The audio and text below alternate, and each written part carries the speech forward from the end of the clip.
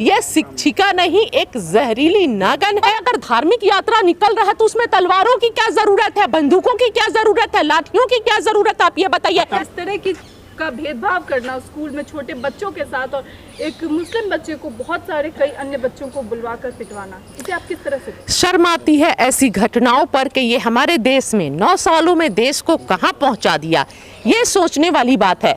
अगर जो भी सोच रहा, आप खुद पर रख के देखिए, अगर अपने ऊपर रख के देखिए, अगर हम बच्चे होते और हमारे धर्म के आधार पर शिक्षा का मंदिर पाठशाला में एक शिक्षिका जो गुरु को कितना ऊपर दर्जा दिया जाता है, कितना ऊंचा रिस्पेक्ट होता है, एक गुरु के द्वारा बच्चे को पिटाई करवाया जा रहा है धर्म के आधार पर, तो सोचिए कैसा फील होता है। या जो भी इस घटना को सुन रहे हैं वो ये सोचे कि अगर उस बच्चे के जगह पर उनका अपना बच्चा होता 9 साल का तो क्या फील होता, कैसी फीलिंग्स आती। तो बहुत दुख की बात है कि ये भारतीय जनता पार्टी के लोग और योगी आदित्यनाथ, शर्म आना चाहिए। ये शिक्षिका नहीं एक जहरीली नागन है। और मैं योगी आदित्यनाथ और नरेंद्र मोदी जी से ये आग्रह करती हूँ कि इस तरह की घटनाओं पर रोक लगना चाहिए और ऐसी महिलाओं के घर पर ये शिक्षिका जो तृप्ति त्यागी है, इस पर कार्रवाई कब जो हो रही है, ये सलाखों के पीछे कब जा रही है और इसके घर पर बुलडोजर कब चलेगा, इंतजार है मुझे भी और पूरे देश को कि इस तरह का अधर्म शिक्षा के मंदिर में हो रहा है। आखिर पूरे देश को आप मैसेज क्या देना चाह रहे हैं? बार बार इस तरह की घटनाएं, मणिपुर को आप जलवा रहे हैं, नूह में आप घटनाएं करवा रहे हैं और अब छोटे बच्चों का जो शिक्षा का मंदिर तक को आप लोग नहीं छोड़ रहे हैं। नूह में कौन घटना करवा रहा है? जाहिर सी बात है, भारतीय कौन नहीं जान रहा है कि भारतीय जनता पार्टी के द्वारा ये सहयोग नहीं, एक भारतीय जनता पार्टी के द्वारा किया गया प्रयोग है।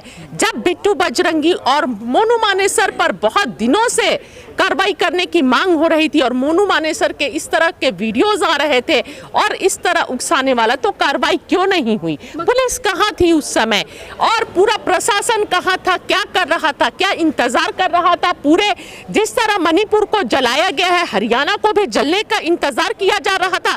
वो तो मैं शुक्रिया अदा करती हूँ अपने जाट कम्युनिटी का, अपने गुज्जर कम्युनिटी का, जिन्होंने बहुत समझदारी से काम लिया और बहुत बड़े घटना का ये प्रयोगशाला बनने जा रहा था हरियाणा, लेकिन उस प्रयोगशाला से हरियाणा बच गया। पिता मगर कह रहे हैं कि हिंदू मुस्लिम का मामला ही नहीं है, हमें नहीं फाइल करनी। देखिए बच्चे के पिता क्या बोलेंगे जब स्कूल में किसी के बच्चे के साथ किस तरह न्याय की प्रणाली क्या है, न्याय की प्रक्रिया क्या है, उत्तर प्रदेश में हमें बताने की जरूरत नहीं है। एक बच्चे का पिता कमजोर और वो भी कमजोर समाज से आ रहा है जहां पर कार्रवाई गलत तरीके से की जाती है। नूह में क्या हुआ आप देखिए, किस तरह कितने बेकसूर युवाओं को जेल में भेजा जा रहा है जहां पर कोई कार्रवाई से जो पता नहीं चल रहा और घर पर बुलडोजर चलाया जा रहा है, दुकान पर बुलडोजर चलाया जा रहा है, मकान पर बुलडोजर चलवाया जा रहा है। तो वो एक पिता उत्तर प्रदेश में रहकर कैसे केस करवा सकता है? कल को कुछ उल्टा केस में उल्टी कार्रवाई करके उस पे इल्जाम लगा दिया जाए। बच रहे हैं, अपने बच्चे को बचा रहे हैं, अपने परिवार को बचा रहा है एक पिता। टीचर कह रही है कि वीडियो को गलत तरीके से काट कूट कर दिखाया नहीं, सबसे पहले तो टीचर इस बात का जवाब दे कि स्कूल में पहले तो एक ये प्रावधान आया है कि बच्चे पर हाथ नहीं उठाना है, स्कूल में छोटे बच्चे को पीटना नहीं है, कोई भी इस तरह की एक्टिविटी नहीं होनी चाहिए। और आप वीडियो में पूरा है कि आप दूसरे बच्चों से पिटवा रही हैं, तो ये तो सरासर अन्याय है, जुल्म है और गलत है। और उसके बाद से तो कोई बात ही नहीं होती है, कुछ सुनना ही नहीं है। क्या आपको लगता है कार्रवाई होगी? देखिए उम्मीद तो करते हैं हम, अब कार्रवाई हो ये तो योगी सरकार पर डिपेंड करता है, ये प्रधानमंत्री नरेंद्र मोदी पर डिपेंड करता है कि सबका साथ सबका विकास, वो कितना दिल से सबका साथ और सबका विकास चाहते हैं या महज ये जुमला है। ये तो प्रधानमंत्री के ऊपर डिपेंड करता है कि वो योगी आदित्यनाथ को कैसे डांटते हैं और किस तरह बोलते हैं कि राज्य में इस तरह की जो गतिविधियां हैं, शिक्षकों के जो इस तरह की जो हो रहा है, ये नहीं होना चाहिए। लेकिन हमारा काम है आवाज उठाना, गलत को गलत बोलना और गलत के खिलाफ हम आवाज खुलकर उठाते रहेंगे। राहुल गांधी ने कहा कि पूरे देश में केरोसिन की तरह जहर को फैला दिया गया। एकदम राहुल जी के बातों से मैं सहमत हूं। और देखिए, जैसे जैसे इन्हें पता चलेगा कि भारतीय जनता पार्टी कमजोर हो रही है, इलेक्शन हारने वाली है, उनके पास हथकंडा एक ही है कि जहर को फैलाया जाए, नफरत की खेती की जाए, और इस तरह की घटनाएं बढ़ेंगी और बढ़ने वाली हैं। तो मैं सभी देशवासियों से और मीडिया वालों से भी सभी से अपील करूंगी कि हम सभी को आगे बढ़कर ये देश को समझाना होगा कि संभल कर चलिए। और क्योंकि भारतीय जनता पार्टी ने कोई काम नहीं किया है, ऐसा विकास का कोई काम नहीं किया जिस पर वोट मांगने जाए।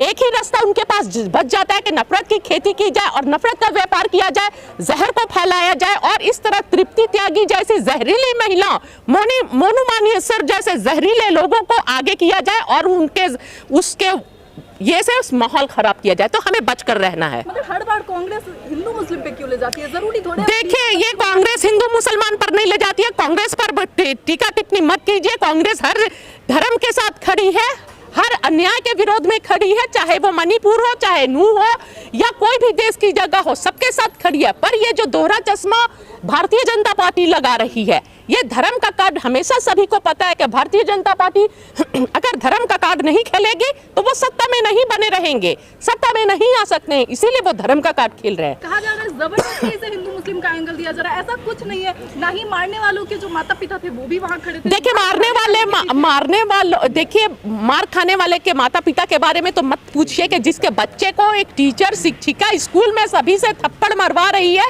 उसके अभिभावक क्या बोल सकते हैं? स्थिति आप समझ सकती हैं क्या है, बताइए। फिर ऐसे किस स्कूल में परमिशन है कि टीचर बच्चों से मार खिलवाए दूसरे बच्चे को? ऐसा वजह क्या है, मेन वजह क्या कर सकते हैं? स्कूलों तक नफरत पहुंच गई हिंदू मुस्लिम, क्योंकि वो लोग समाज को बर्बाद कर देना चाहते हैं, जहर समाज के नींव तक पहुंचा देना चाहते हैं, क्योंकि उन्हें पता है एकमात्र यही एक रास्ता है जिससे वो सत्ता में वापस आ सकते हैं। क्योंकि उनके भारतीय जनता पार्टी, ठीक है, क्योंकि राहुल जी के बढ़ते हुए कद से कांग्रेस पार्टी जैसे मजबूत हो रही है। और सबसे पहले देश की जनता को जिस तरह वो लोग छल किए हैं, ये देश की जनता समझ रही है, और इस बात से भारतीय जनता पार्टी बहुत ज्यादा डरी हुई है, इसलिए हर जगह इस तरह की घटनाएं करवा रहे हैं। और मुझे पूरा यकीन है जिस तरह इलेक्शन करीब आते जाएगा, सत्यपाल मलिक जी का भी बयान को हमें नहीं भूलना चाहिए कि ये लोग इलेक्शन जीतने के लिए कुछ भी कर सकते हैं, देश को दंगे की आग में कुछ भी देश के साथ बुरा कर सकते हैं। तो आप कह रही हैं 2024 का ये स्वरूप देखना है? बिल्कुल, 2024 की ये तैयारी है।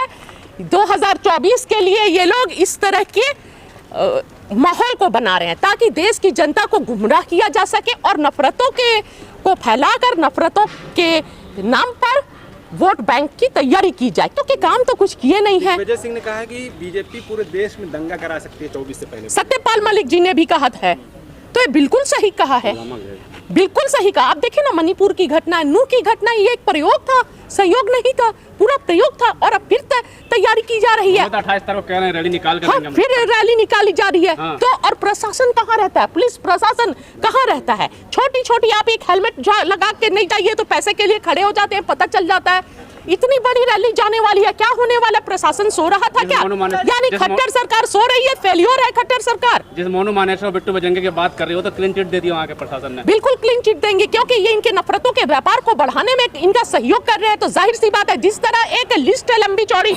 आप देखिए ना, जिस तरह पहलवान महिलाएं बैठी हुई थी और अभी तक पार्लियामेंट में हमारे मंत्री जी बैठे हुए हैं, उनका कोई ये नहीं हुआ। राहुल जी को यहाँ पर 3 साल पहले 4 साल पहले के एक छोटे से बयान पर निष्कासित कर दिया जाता है। प्रियंका जी पर 50% वाली कमीशन वाली सरकार बोलने पर 41 से मध्य प्रदेश में केस हो जाता है।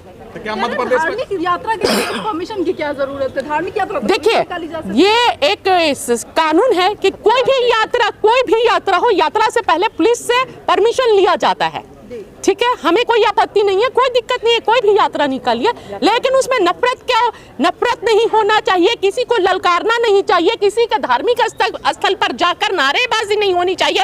और अगर नहीं कुछ नहीं, और अगर धार्मिक यात्रा निकल रहा है तो उसमें तलवारों की क्या जरूरत है, बंदूकों की क्या जरूरत है, लाठियों की क्या जरूरत है, आप ये बताइए। सेल्फ डिफेंस के लिए पत्थरबाजी होती है सामने। अच्छा, तो पत्थर सेल्फ डिफेंस के लिए पुलिस क्या कर रही है? यानी देश का पुलिस और कानून इतना कमजोर हो गया है कि हर व्यक्ति को अलग अलग तलवार लेके चलना चाहिए अब हमें? तब तो हर महिलाओं को अपने हाथ में तलवार लेके चलना चाहिए, बंदूक लेके चलना चाहिए हमें। महिलाओं के क्या सम्मान बहुत खतरे में है? हाँ, महिलाओं के साथ कहीं भी बलात्कार हो जाते हैं। कैसे खत्म होगी? नफरत को सिर्फ मोहब्बत से ही खत्म किया जा सकता है। वो लोग नफरत की दुकान खोल रहे हैं और हमें मोहब्बत की दुकान खोलनी है, भाईचारा को बढ़ाना है, तभी ये नफरत खत्म होगी। कह रहे कुछ भी हो जाए यात्रा तो निकलेगी। यात्रा निकले, लेकिन पुलिस प्रशासन को पूरा सिक्योरिटी टाइट होनी चाहिए ताकि कोई भी इस तरह की आपत्तिजनक घटनाएं ना घटे।